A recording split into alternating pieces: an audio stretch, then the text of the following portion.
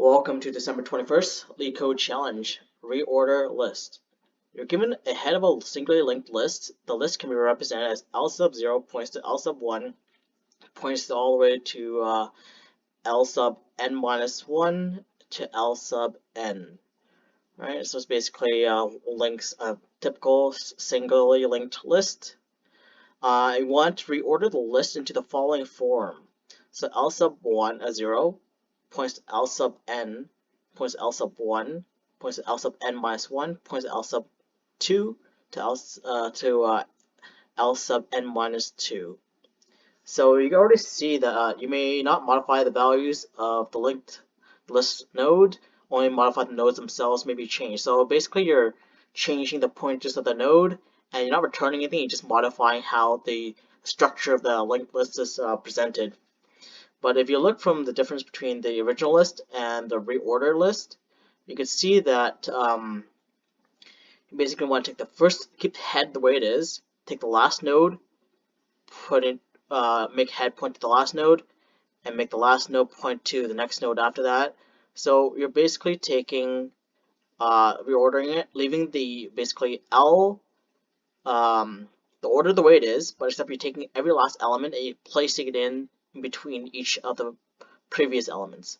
So another way of explaining that is just visualizing it. So you have, for instance, a singularly linked list here, 1, 2, 3, 4, and you basically want to take 4, you put it in between 1 and 2, and then you point to 3 the way it was. So that's the reordering of this example. Like similarly, you have 1, 2, 3, 4, 5. You take the last node, you put it into between index 0 and index 1, and then you take 4, you put it between 2, and then put it in between 3. So let's see our constraints here. That's this length of node, and that's the node value. Okay, so none of these are really have to do anything with what we're concerned about. So basically, we want to see. So the first thing we want to, I guess, get in mind or to kind of approach this is that every time you go more than halfway through the size of the linked of the linked list, you will be starting. It only matters if you go through more than halfway. For instance, if you pass 2 here, that means 3 is never going to change its order. It means 2 is always going to point to 3. So as soon as you get to the halfway point, that's everything. Everything after that will be taken and put in the front, right? A little bit past 3, I should say. Likewise here, if we get anything past 3, only 4 and 5 get rearranged or reordered into the original first half. So basically, you want to take the half of the singularly linked list and everything afterwards from the reverse order, you put it into the you sandwich it right between the two lists, the singularly linked list in the beginning. So in order to approach this, best way I would think would be using a stack solution. So let's first make a stack, so-called stack, and it's going to be a list here. And then while head is true, so while head exists, what you want to do is basically take all the values and put it into a stack. Let's see. So there's a couple of methods we could do with this. I think I'm going to use so while stack is empty, while head is true, we are going to stack.append our head to it, append the first element of the singularly linked list to our stack, and then do head.next. Oh no, reassign head to head.next, I should say, and then move to the next node. Right, and that's true. And we're going to have a counter here. Let's call this an index counter. It's called I equals to 0. So we're going to keep track of the index that we're on in terms of the singularly linked list that we're iterating through. So in order to kind of rearrange all the singularly linked lists, we put in everything inside a stack. And then we're just going to reorder it and replace the pointers. So let's call... we just set up a variable called size, or the length n equals this, be assigned to the length of the stack. So we have a variable that assigns an index, so it knows the position that we're at. We have n, which is the size, the length of our stack. Next thing we also need is another while loop here. So while the counter, right, is less than the half of the length of the singular linked list. So remember how I was saying before, if we go anything beyond halfway, it doesn't really matter anymore because all the elements after the halfway point will be rearranged, reordered into the first beginning.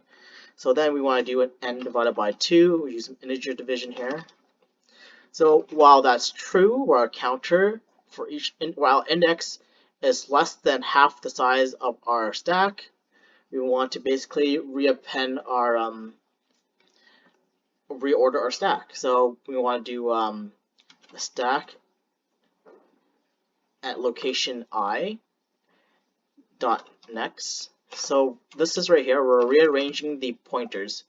So for instance, if the head is pointed to if L sub 0 is pointed to L sub 1, we want L sub 0 to point to L sub n, right? That's basically what we're doing.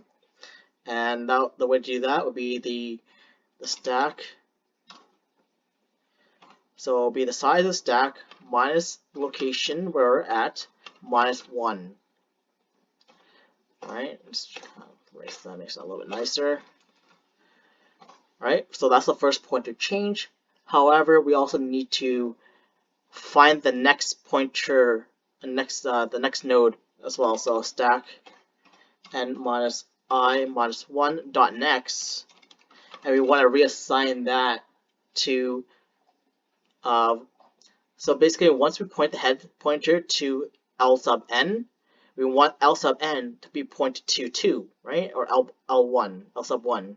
So that means we have to do the stack at I plus 1. And then we increment our index counter. And then, so we keep on doing that over and over in a while loop, I should say. And then, let's see, we keep on doing that until the stack at the halfway point, put some space there, the stack at the halfway point index dot next is equal to none. Right? Because once we get past the halfway point, let's say for instance we get to 3 here, right? We're halfway through our singularly linked list. We want to point 3 to none because there's nothing afterwards. Alright, just to be complete. Let's run this code. So essentially we're storing the singularly linked nodes in a stack or a list. For this instance, a list works as well. And then we reorder them. Let's submit it.